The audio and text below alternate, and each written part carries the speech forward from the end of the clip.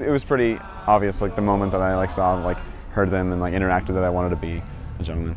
I thought they had what I thought was the best sound. This is when I heard the showcase, just the gentleman blew me away, and I loved the swag, like the uniform. All I could think of was like, oh wait, so those guys, they're the classy ones, like they're all dressed up. There's this one song that they sang at the showcase my freshman year, just my imagination, and they had all these postcards that they held up with these really cheesy things written on them that kind of went along with what the lead singer was doing. And I thought it was hilarious, and I couldn't get enough, so I had to join.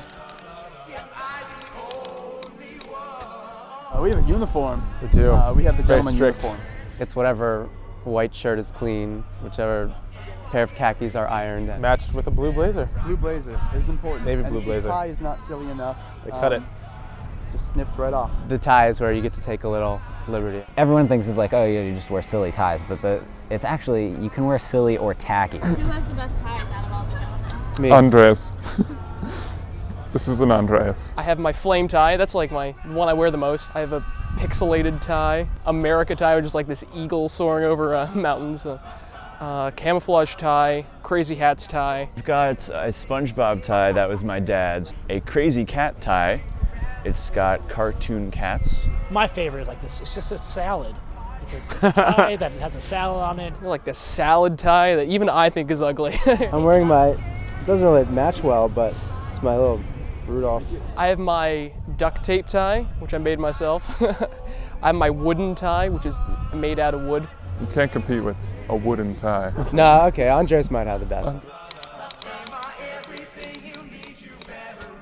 I have to say our wonderful director, Eric DeLong, he always comes into rehearsal with a big smile on his face and Christmas in his heart, and it speaks to us. Nick Penthorne.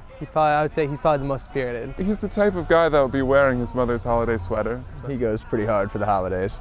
Michael Wakefield, he is always the most jolliest of souls. Andreas, because that little guy is straight elf blood, and he's got more joy and more jolly than the dictionary.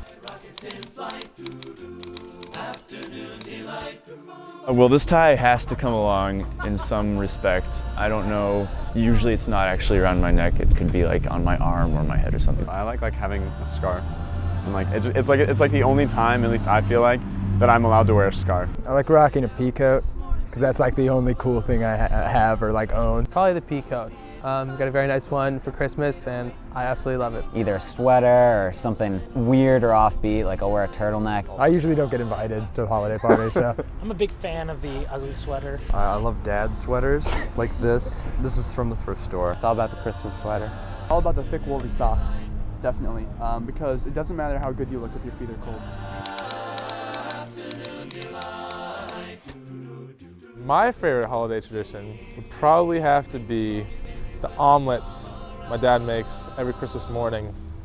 Delightful. Food is definitely the best part of the holiday season. We have this tradition where everyone gives presents to each other, but we don't open them at the same time. We open them one by one. The longest time was like 13 hours of just opening presents. My favorite holiday tradition is probably just baking cookies with my family. Just getting to go home and have nothing to do except eat and sleep and just be with my family. All my relatives live in Wisconsin, and apparently one of the things they like to do is to see who can hold their hand under a frozen lake hole the longest. And I won. My hand was blue, but I won.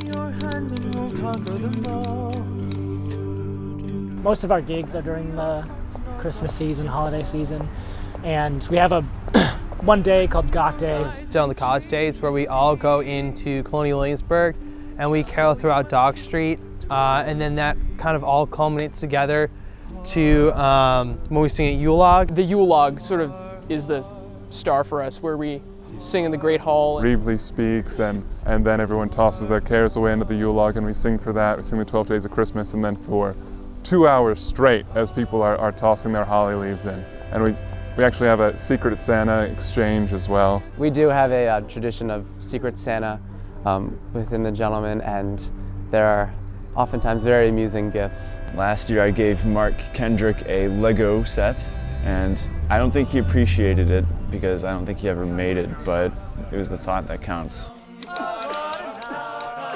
My favorite thing has got to be the barbershop songs we do, the oldies, because those, they're hard to learn, but when we've got them all learned and they sound really good, those chords are just amazing. I love getting together on Tuesdays and Thursdays, which is when we practice, and it's just, we focus, we also just, we talk about life, and we talk about, girls, and we talk about just like important stuff, and it's just a great group. Our final concert this past year was kind of like the summation of all the hard work and emotions of the year as far as the group goes, and to get to see the guys who've been in the group for a while get ready and get emotional about their last show, it made me realize how cool it was to be a part of the group. Just hanging out with all these guys, all the time, you really form a bond with them. Being in the Gentlemen is kind of like being in a fraternity, except there's no nonsense and everyone sings all the time. There are just moments when you hear some of the music, when we hear some of the music that we're doing, and we just like get these smiles on our faces, and it makes it all worth it. Seems so wrong, but now it feels so right.